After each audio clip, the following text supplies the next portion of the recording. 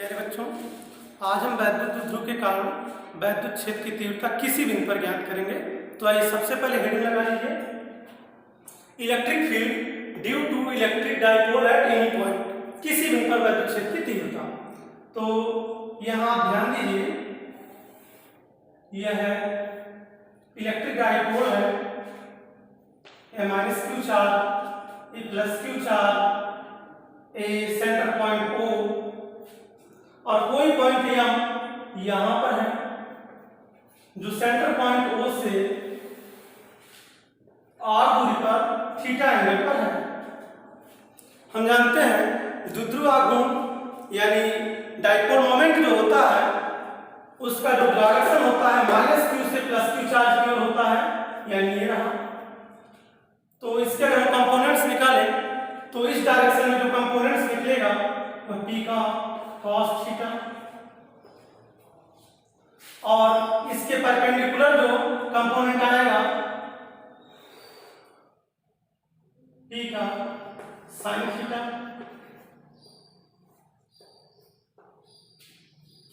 इसी तरह थोड़ी सी पीछे बढ़ा लेते हैं, यहां भी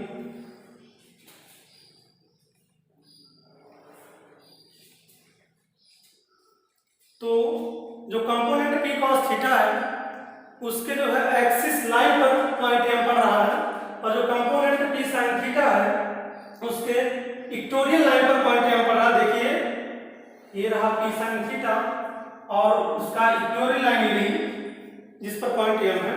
तो आइए हम दोनों जो कंपोनेंट्स के कारण पॉइंट m पर नेट इलेक्ट्रिक फील्ड निकाल लेते हैं।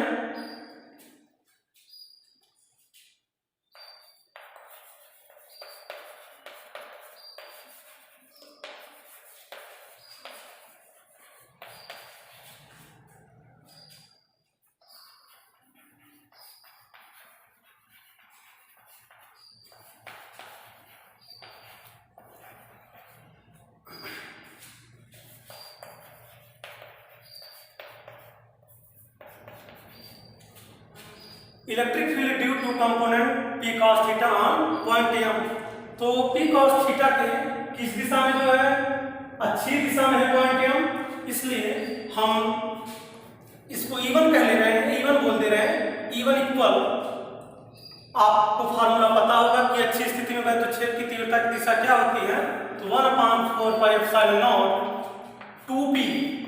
2p/r³। बट बच्चों यहाँ पर 2p अगर p होता तब तो 2p होता, लेकिन यहाँ p के साथ क्या है cos थीटा है, तो 2p cos theta upon r³।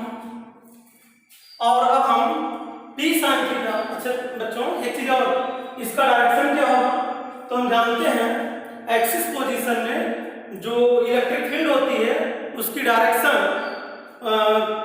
जो हमारा इलेक्ट्रिक डाइपोल है उसका जो मोमेंट है उसी की दिशा में होता है, यानी p cos थीटा की दिशा में ही होगा। तो p cos थीटा की दिशा ये रही। तो यहाँ पर हम अगर देखें इलेक्ट्रिक फील्ड का डायरेक्शन तो ये रहेगा, इसको हम E1 से डिनोट कर रहे हैं। तो आइए बच्चों कंपोनेंट p sin थीटा के कारण बिंदु m पर इलेक्ट्रिक फील्ड हम देखते हैं कितना है। Electric field due to component p sin theta on point m, इसको हम E2 बोल दे रहे हैं। तो E2 कितना होगा, तो फार्मूला हम जानते हैं 1/4πε0 निरक्षीय स्थिति वाला यहाँ पर p/r³। बट बच्चों एक चीज हम जान रहे हैं, यह p नहीं है बल्कि क्या है, p का sin थीटा है। तो जब p का sin थीटा है तो यहाँ पर क्या लग जाएगा, p sin थीटा पर r³। और इसका जो डायरेक्शन होगा पॉइंट m पर वो किधर होगा, तो हम पढ़े थे कि इक्वेटोरियल लाइन पर जो डायरेक्शन होता है इलेक्ट्रिक फील्ड का वो द्विध्रुव आघूर्ण के विपरीत दिशा में होता है। तो जो द्विध्रुव आघूर्ण है डाइपोल मोमेंट है वो p sin थीटा इस डायरेक्शन में है, तो यहाँ पर इस डायरेक्शन में, इसके एंटी डायरेक्शन में, इस दिशा में ये रहा E2। तो प्यारे बच्चों अब हम देख क्या रहे हैं कि P cos थीटा और P sin थीटा परस्पर क्या है, एक दूसरे के परपेंडिकुलर है, यानी 90 डिग्री का कोण इनके बीच में है। इसलिए यहाँ पर E1 और E2 के बीच भी जो एंगल होगा कितने का होगा, 90 डिग्री का होगा। तो इनका परिणामी हमें निकालना है। इनका परिणामी निकालने के लिए हम समांतर चतुर्भुज नियम से ज्ञात करेंगे जो E होगा। तो आइए, so that net electric field on point M, net electric field कितनी होगी, equal root E1 square plus E2 square plus 2 E1 E2 cos, और हम एंगल जान ही रहे हैं 90 डिग्री। तो यह टर्म क्या हो जाएगा हमारा, जीरो। कॉस 90 का वैल्यू जीरो होता है। तो बचेगा root E1 square plus E2 square. तो इतना नोट कर लीजिए, इसे मिटा दे रहे हैं।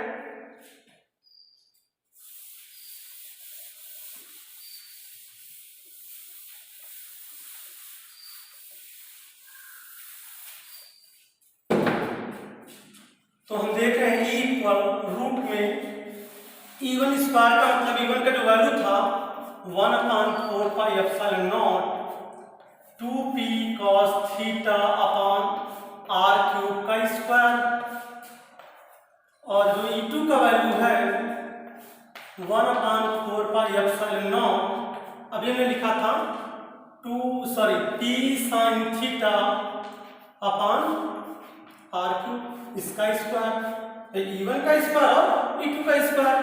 तो प्यारे बच्चों 1/4 पाई एप्सिलॉन नॉट दोनों में कॉमन है, p कॉमन है, r क्यूब कॉमन है, और उसका स्क्वायर होगा और वो रूट के बाहर आ जाएगा। तो 1/4 पाई एप्सिलॉन नॉट, p भी कॉमन है, r क्यूब भी कॉमन है। यहां पर बचेगा 2 और cos थीटा, तो 2 का स्क्वायर होगा 4 और cos थीटा का square cos square theta. p sin theta में sin थीटा बचेगा, तो sin थीटा का स्क्वायर 1/4 पाई epsilon nought p upon r cube. एक cos स्क्वायर थीटा और एक sin स्क्वायर थीटा मिलकर के 1 बना लेंगे। इस प्रकार से 1 प्लस 3 cos स्क्वायर थीटा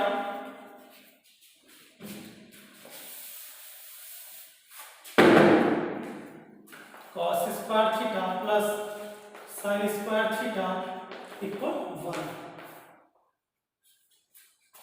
इस प्रकार से एनी पॉइंट वाली कंडीशन हम जान लिए कि एनी पॉइंट पर नेट वैद्युत क्षेत्र जो होता है वह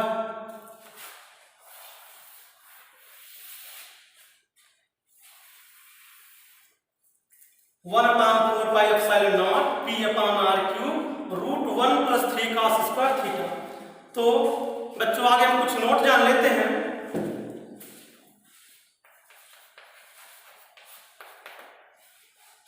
यदि यह पॉइंट यम एक्सिस पोजीशन में होता तो थीटा का वैल्यू क्या होता, आप ही सोचिए।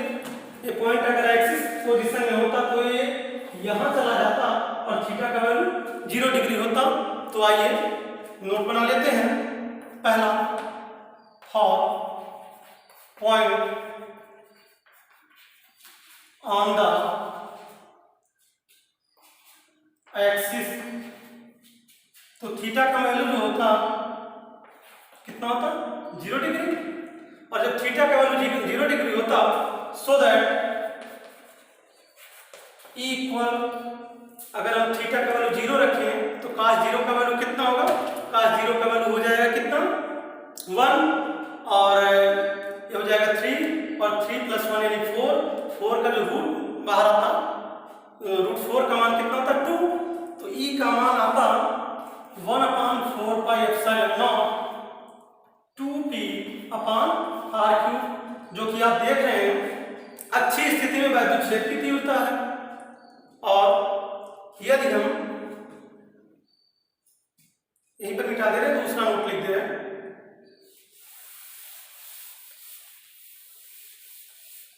For points on the equatorial line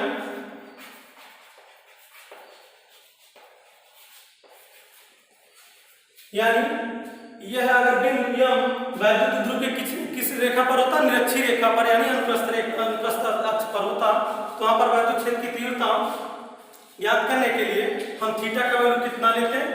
तो आप देख रहे हैं कि पॉइंट यम जहां जब निरक्षीय रेखा पर होता तो यह एंगल कितने डिग्री का होता, 90 डिग्री का। तो theta equal 90 degree, so that E equal यहाँ पर अगर हम 90 रखें तो cos 90 का वैल्यू कितना होता है, 0 होता है, और यहाँ पर केवल 1 बचेगा। तो E इक्वल 1/4πε0 p/r³। हम देख रहे हैं यह सूत्र इक्वेटोरियल लाइन के लिए हमने पहले से ही प्रूव किया था। और अगर हम नेट वैद्युत क्षेत्र की तीव्रता की दिशा भी जानना चाहें तो किस डायरेक्शन में है, तो यहाँ पर एंगल हम फाई लेकर